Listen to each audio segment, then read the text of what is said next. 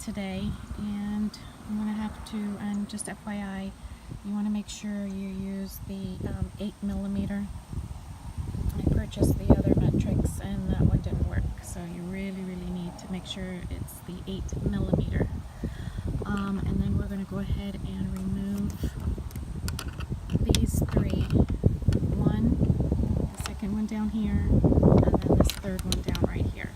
And I went ahead and put like a little canopy tape with just some regular tape here, so that if it were to slip out of my hands, hopefully it wouldn't go inside the door side here. So that's what we're doing right now, and that'll dislodge this piece.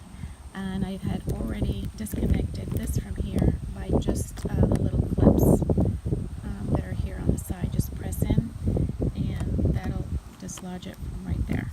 All right, so let's see how this goes. All right, so now that I have removed these three nuts, and you don't remove this top one, and in any case, it's a larger one than the 8mm, so that's, you don't have to worry about that. And in order for this to come out, though, they have these little safety flexible latches. So you can pinch them, which was kind of hard for me. So what I'm doing is I'm using the same wrench to go ahead and press in, so that I can then, as you can see, it's giving in, and it'll probably just go right through. Yep, and this one's already in, so I just need to press that in and then push it on the other side, and then we'll take a look at the new one that I'm going to be replacing. And I'm going to go ahead and replace the whole piece, not just the mirror. Alright. Now that I've removed this original piece, what I want to do is kind of compare it to the new piece that I have, because I have some stripping here, and I have this plastic cover, and I want to see, you know, where I'm supposed to overlap and such on the new one. So comparing one to the other, I can tell that, for example, right here, I am going to need this weather stripping, which is included in my kit. I think this whole piece was about $35. And I want to make sure that I follow the same path of putting this right here, coming in here, and at this whole angle. So sort of like a triangle here. So on the new piece. So if I kind of follow this, and I can see that it goes here, and then it's going to come taper off here, and I might do it continuously as it is here, or I might just piece it together to see what's available. And then I noticed that I'm going to have this left over. Well, that's a lot left over, so let's go ahead and continue to look at how I'm going to utilize this leftover part. And you can see, Merry Christmas! Happy New Year! You can turn over to the side, and you can turn the new one to the side. Of course, there's nothing there. And I can see here that they used a strip from this end here of the actual older piece. So voila, this is where we're going to be able to take this and make sure we cover right here, which is the outer part of the skull. I guess water coming down, you want to make sure that it's not coming in. And talking about the skull, it's actually right here. It's black. It's, you know, not painted. So I might just go ahead and get some spray paint close to the green color that I have on my Honda, so that both sides match. So that's what I'll probably do, instead of leaving one green and one black. And another thing you want to be careful is, since I have to put this flap back on to the new one, you know, to cover, for example, the electronic plug that goes in here to maneuver the mirror from the inside.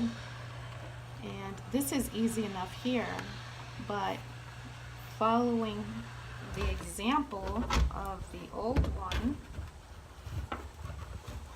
I want to make sure that, for example, this is it's overlapping. So just like this is going to come here and overlap, you know, versus actually coming in inside the flap. It's going to come out here. And if I turn this here, you're going to see the same. It's going to overflap right there. Okay, so you want to make sure you're overflapping here, and the inside where the mirror is right here, that's not overflapping actually. That is actually fitting right inside. So you just kind of put that in with your fingers until it's in. Okay, so like I said, this is where the mirror is, and this one, it's not going to overflap. There's not enough space for that. You're just going to set it in just like that. And however, the outside, the perimeter here, those are going to go outside. And then once I've assembled this, then I'll be able to just go ahead and insert back into the same place, plug it in here, and I should have my moving mirror once again. Okay, so we'll be back for that.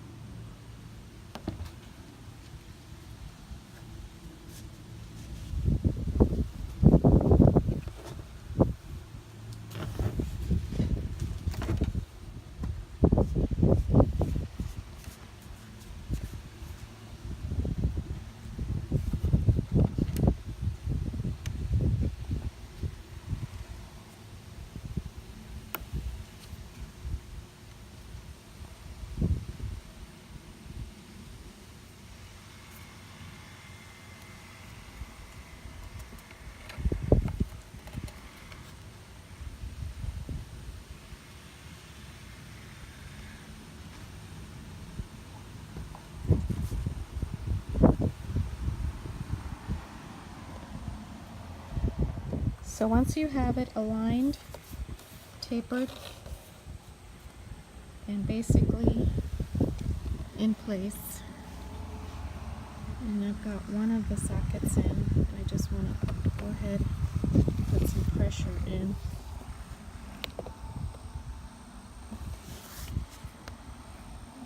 To go ahead and bring in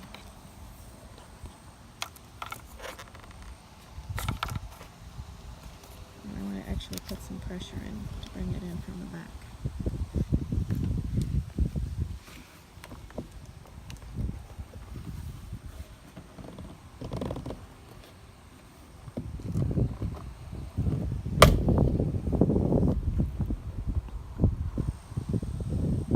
Okay, and this is in.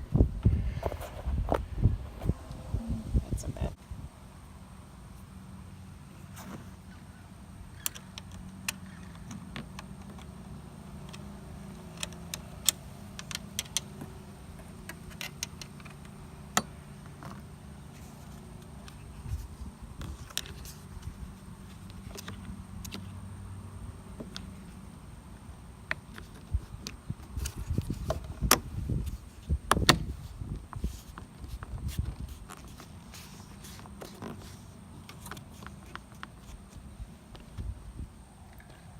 Okay, we've got a moving side view mirror back again. Thank you so much. Yeah, this was a learning experience. I thought I could tackle it, and I did. I saved some money. Instead of going to the dealership to get that replaced, I just bought the part, and with just a couple of screws there, as you could see, weather stripping in the back, and then putting this back together, and we're all good. Voila! All right, everybody, have a great day. This is Erica Valley, Sable Palm International Realty. And when I'm not selling real estate, I am working on my 2005 Honda Accord. Thank you, guys.